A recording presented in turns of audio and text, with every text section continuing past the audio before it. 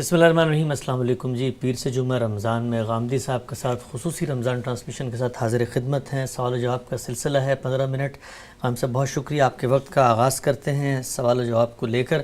پہلا سوال جو میں آپ سے پوچھنا چاہتا ہوں، گزشتہ ہفتے ہم نے آپ سے پوچھا تھا کہ تنقید جب ہم کرتے ہیں تو اس میں کسی بندے کے قول اور فعل جو کچھ اس سے صادر ہوا ہے اس پر تنقید ہوگی، اس کی نیت، محرکات، اس شخص کے پس منظر میں کیا چیز کار فرماتی ہے، وہ زیر بحث نہیں ہے کہ سوال اسی زمین میں آپ سے پوچھنا چاہتا ہوں۔ ایک آدمی دعویٰ کرتا ہے نعوذ باللہ میں خدا ہوں، یہ دعویٰ کرتا ہے میں فرشتہ ہوں، یہ دعویٰ کرتا ہے میں پیغمبر ہوں، یہ دعویٰ کرتا ہے کہ میں آسمانوں کی سیر کرتا ہوں۔ علم اور عقل کے مسلمات، دین کی روشنی کہتی ہے کہ ایسا نہیں ہو سکتا۔ تو یہاں پر بھی کیا ہم اس بندے پہ بات نہیں کریں گے کہ وہ جھوٹ بول رہا ہے، افتراء کر رہا ہے، اس نے کوئی بات گھڑ لی ہے؟ یہاں پر تو اس کی نیت ڈھل چکی ہے اور ثابت ہو چکا ہے کہ وہ ایک جھوٹ بول رہا ہے۔ یہ جو کچھ آپ فرما رہے ہیں اس کی ضرورت کیوں ہے؟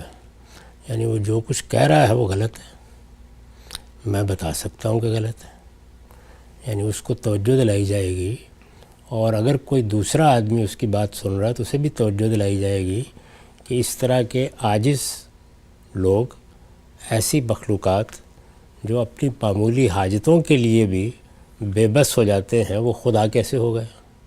اچھا، اسی طرح اگر کوئی کہتا ہے کہ میں پیغمبر ہو گیا ہوں تو اسے بتایا جائے گا کہ اللہ تعالیٰ کے آخری پیغمبر نے یہ اعلان کر دیا ہے کہ اب یہ دروازہ بند کر دیا گیا ہے۔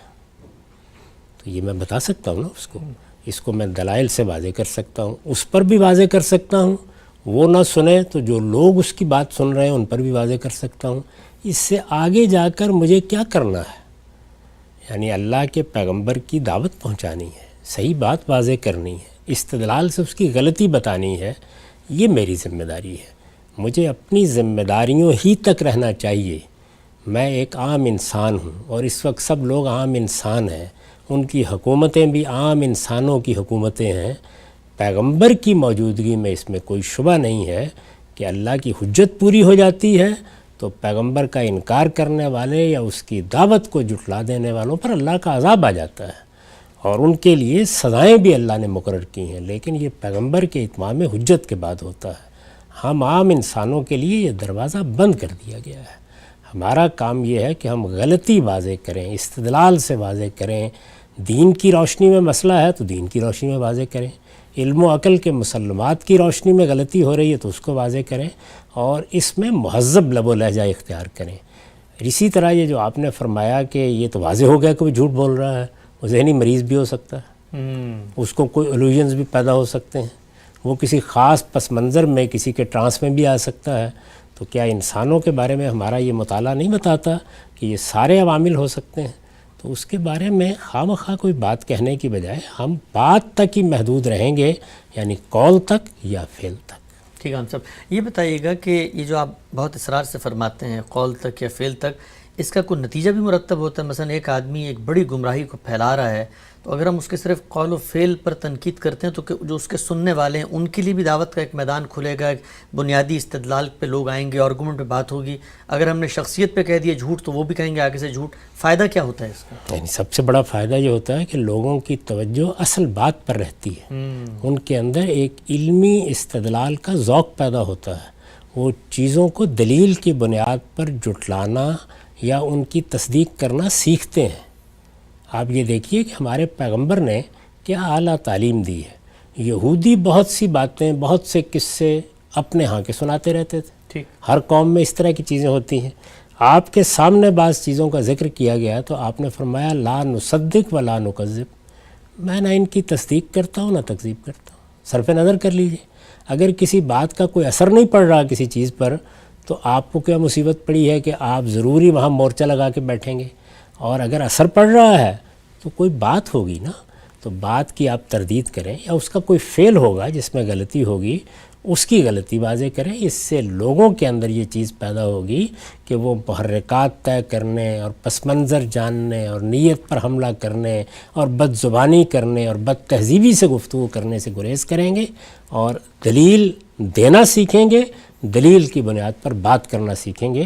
اس سے سوسائٹی میں امن پیدا ہوگا، اس سے متشددانہ رویوں کی حوصلہ شکنی ہوگی، اس سے لوگوں کے گلے کاٹنے کے طریقے اختیار نہیں کیے جائیں گے، اس سے لوگوں کے لیے آزار اور اذیتیں پیدا نہیں کی جائیں گی، اس سے اس طرح کے نعرے نہیں لگائے جائیں گے کہ جو پوری سوسائٹی کا امن و امان برباد کر دیتے ہیں، بلکہ بڑی سے بڑی غلطی بھی علم کی دنیا میں علمی طریقے سے زیر بحث آئے گی۔ اس وقت بہت سے لوگ ہیں وہ یہ بات کہتے ہیں کہ یہ سائنسدانوں نے ایسے ہی ایک بات اڑا دی ہے کہ زمین سورج کے گرد گھومتی ہے، زمین کو تو ہم نے کبھی گھومتے نہیں دیکھا، ہر وقت کھڑی ہوئی ہے۔ اب ظاہر ہے کہ اس زمانے میں جو علم ہمارے پاس ہے اس کی روشنی میں یہ ایک احمقانہ بات لگتی ہے، لیکن بڑے بڑے لوگ کہتے ہیں، تو پھر کیا ان کے بارے میں یہ طے کیا جائے کہ ان کا ذہنی توازن خراب ہے، یا ان کو معلوم ہے کہ سائنس درست کہہ رہی ہے لیکن یہ جھوٹ بول رہے ہیں؟ بھائی ایک خاص پس منظر میں ذہن کوئی رائے قائم کرتا ہے، بس ہم اس کی غلطی واضح کرنے تک محدود رہیں گے۔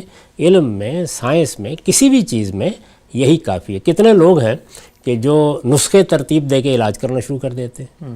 میں یہ دیکھتا ہوں کہ اس زمانے میں لوگوں کو بالکل اس ذمہ داری کا احساس نہیں ہوتا کہ وہ لوگوں کو دوائیں تجویز کر رہے ہیں، اپنے تجربات ان کو بیان کر رہے ہیں، نتیجے کے طور پر بہت بڑے حادثے ہو جاتے ہیں۔ تو اس میں بھی آپ کیا کر سکتے ہیں؟ یہی کر سکتے ہیں کہ اس کی غلطی واضح کریں۔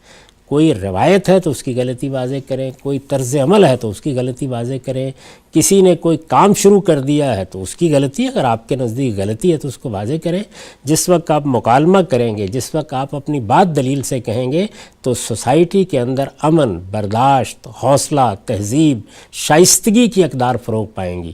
جب آپ لوگوں کے محرکات طے کریں گے، ان کے خلاف پروپیگنڈے کا طریقہ اختیار کریں گے، تو اس کا لازمی نتیجہ یہ نکلے گا کہ اس طرح کی چیزیں زیادہ فروغ پائیں گی، اس لیے کہ اس سے جذبات زیر بحث آ جاتے ہیں، اور جب جذبات زیر بحث آ جائیں تو پھر کسی کو کوئی بات سمجھانا آسان نہیں۔ ٹھیک، ایک اور قائم صاحب استدلال میں آپ کے سامنے رکھتا ہوں جو ہمارے بالعموم روایتی طور پہ پیش کیا جاتا ہے، بندے کی نیت محرکات طے کرنے کے حوالے سے کہا جاتا ہے کہ کہیں پہ دیکھیں بجلی کا کھمبا لگا ہو، ہائی ٹینشن وائر ہو، تو وہاں پر استدلال نہیں ہوتا، وہاں وارننگ کا بورڈ لگایا جاتا ہے۔ کہیں پہ کھائی ہو تو وہاں پر لوگوں کو متنبع کیا جاتا ہے۔ اگر کسی شخص کے خیالات کفر یا شرک یا بدعت پہ مبنی ہیں تو اگر ہم وہاں پر ایک بورڈ لگا دیں، عام آدمی تو نہ استدلال سنتا ہے نہ کرتا ہے، تو ہم تو لوگوں کو ایک باڑ لگا کے اس سے الگ کر دیں گے، ایک بند باندھ دیں گے۔ تو یہاں پر عملی لحاظ سے تو عام آدمی کے پاس تو نہ کوئی ذریعہ ہے وہ استدلال اس کا سنے، ہمارا سنے، تو عام آدمی اس طرف جائے ہی نہ، اس بدعت، ضلالت، گمراہی سے دور رہے، تو کیوں نہ ایک لیبل لگا کے، ایک لال بتی لگا کے اس کو وارننگ دے دی جائے۔ سوال جانتے ہیں اس کے پیچھے کیا ذہنیت کار فرما ہے؟ اس کے پیچھے یہ ذہنیت کار فرما ہے کہ ہم کبھی غلط نہیں ہو سکتے۔ اگر یہ بورڈ ہر بجلی کے پول پر پوری مسیحی دنیا میں لگا دیا جائے اور یہ کہہ دیا جائے کسی مسلمان کی بات نہیں سننی، تو آپ کے لیے دعوت کے امکانات باقی رہیں گے۔ اس وقت پوری دنیا میں مذاہب ہیں، نقطہ ہے نظر ہیں۔ ہم کہتے ہیں کہ شرک کا دور ختم ہو گیا، لیکن اربوں کی تعداد میں لوگ اس وقت مشرکانہ مذاہب کو اختیار کیے ہوئے ہیں، تو پھر آپ کہاں کہاں یہ بورڈ لگائیں گے؟ یہ صرف مسلمانوں کے اندر ہی لگا کے طوفان پیدا کرنا ہے، اس کی کوئی ضرورت نہیں ہے۔ یہ دیکھیے استدلال کا بورڈ لگائیے، یعنی آپ دلیل دیں، وہ دلیل اپنی ذات میں اگر وزن رکھتی ہے تو غلطی کو متعین کر دے گی، واضح ہو جائے گا۔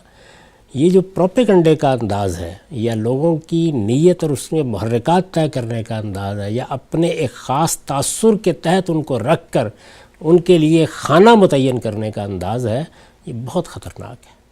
اور میں آپ سے عرض کروں کہ اسی کے نتیجے میں فرقے پیدا ہوتے ہیں۔ فرقے کیسے بنتے ہیں؟ اسی رویے کے نتیجے میں بنتے ہیں، ورنہ کیا ہے؟ دنیا بھر میں اختلافات ہوتے ہیں، آراء میں اختلافات ہوتے ہیں، استدلال میں اختلافات ہوتے ہیں، نتائج فکر میں اختلافات ہوتے ہیں، وہ بیان ہوتے ہیں، شائستہ ماحول میں بیان ہوتے ہیں، لوگ ان پہ غور کرتے ہیں۔ یعنی دو لوگ بیٹھ کے گفتگو کر رہے ہیں، دو اہل علم کی باتوں کا تقابل ہو رہا ہے، تو اگر آپ کا لب و لہجہ اچھا ہے، آپ مہذب طریقے سے بات کر رہے ہیں اور بڑی سے بڑی غلطی کو بھی اسی طرح واضح کر رہے ہیں جس طرح کہ ہمیں سکھایا گیا۔ میں نے اس سے پہلے آپ کو یاد ہے آپ کے سوال کے جواب میں یہ عرض کیا تھا کہ جب کفر ہے تو ہم اس کو بتائیں گے کہ یہ کفر ہے، شرک ہے تو بتائیں گے کہ یہ شرک ہے، اور غلطی ہے تو بتائیں گے یہ غلطی ہے۔ اور اس میں نے متعین طور پر بتایا تھا کہ اللہ کے پیغمبر نے جو دین ہمیں دیا ہے اس میں اس کو طے کر دیا گیا ہے۔ یعنی میں بار بار توجہ دلاتا ہوں کہ اگرچہ یہ ساری بات قرآن مجید میں بیان ہو گئی تھی، لیکن رسالت باب صلی اللہ علیہ وسلم نے اسی چیز کو روکنے کے لیے جبریل کے ساتھ وہ گفتگو کی ہے. ظاہر ہے کہ اس کا اہتمام اللہ تعالیٰ کی طرف سے کیا گیا. جبریل امین آئے, وہ اللہ کے اذن کے بغیر نہیں آ سکتے. انہوں نے آ کے انسانی صورت میں صحابہ کے درمیان بیٹھ کے گفتگو کی. کیوں کی؟ تاکہ جلیل القدر صحابہ اس کو سن لیں اور اس میں بنیادی سوالات کیے. اب میں آپ سے پوری ذمہ داری سے یہ کہتا ہوں کہ اگر ہم اپنے ہاں دینی اصلاح کے معاملے کو ان 10 چیزوں تک محدود کریں اور باقی تمام چیزوں کو ایکڈیمک چیزیں قرار دے کے ان میں علمی گفتگو کرتے رہیں, کبھی کوئی فرقہ پیدا نہیں ہوتا. اچھا, اس وقت کیا ہوتا ہے, ابھی ہمارے ہاں ایک جلیل القدر عالم دنیا سے رخصت ہوئے ہیں. کیا وہ خدا کو نہیں مانتے تھے؟ کیا توحید کے قائل نہیں تھے؟ کیا رسالت پر ان کا ایمان نہیں تھا؟ کیا فرشتوں کا وہ انکار کرتے تھے؟ بتائیں مجھے کسی چیز کے بارے میں. کیا آخرت کے بارے میں کوئی تردد تھا؟ ساری زندگی اس کی منادی کرتے رہے, ایمانیات کی 5 چیزیں. کیا وہ نماز کا اہتمام نہیں کرتے تھے؟ اللہ کی توحید کی شہادت نہیں دیتے تھے؟ محمد الرسول اللہ کو دین کی آخری حجت نہیں مانتے تھے؟ یعنی میں پوچھنے کی جسارت کر رہا ہوں. روزہ نہیں رکھتے تھے, عمرہ نہیں کرتے تھے, حج نہیں کرتے تھے, زکوٰۃ نہیں دیتے تھے, یعنی ان سب چیزوں پر عامل تھے. آپ کو معلوم ہے کہ ان کے بارے میں منفی تبصرے کرنے کی بنیاد کیا ہے؟ ایک بہت بڑا فرقہ ہے جس کو ہم کہتے ہیں اہل سنت والجماعت. انہوں نے ان عقائد میں جو اضافے کیے ہیں ان کی بنیاد پر فتویٰ دے رہے ہیں.